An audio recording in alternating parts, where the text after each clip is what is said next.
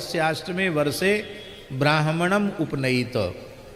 गर्भ से अष्टम अर्थात जन्म से सप्तम वर्ष में ब्राह्मण बालक का यज्ञोपवीत संस्कार हो जाना चाहिए।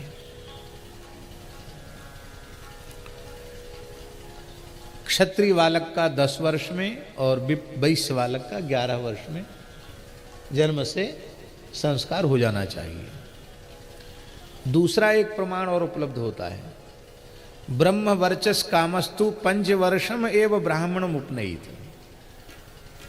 यदि विप्र बालक में विशिष्ट ब्रह्मतेज के आधान की कामना हो तो 5 वर्ष के विप्र बालक का ही सविधि यज्ञोपवीत संस्कार हो जाना चाहिए। क्षत्रिय बालक में विशिष्ट बलाधान की कामना हो, को बहुत बड़ा बलवान शूरवीर बने, तो लिखा हुआ क्षत्रिय बालक का संस्कार 6 वर्ष की आयु में हो जाना चाहिए।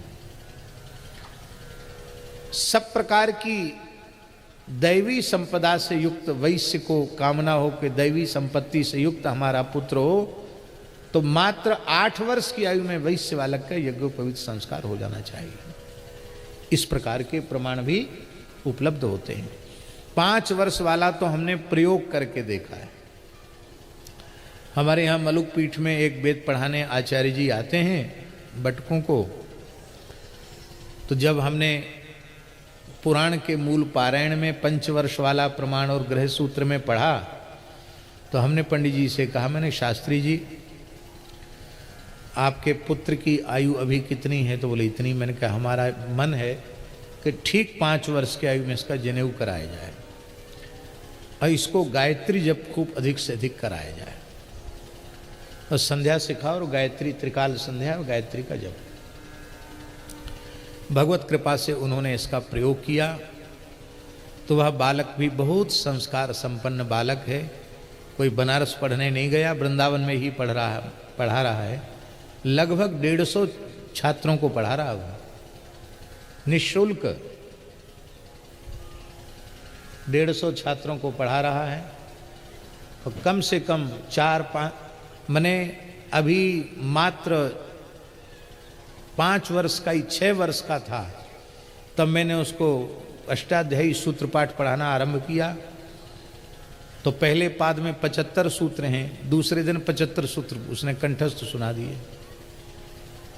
संपूर्ण पाणिनि के सूत्र,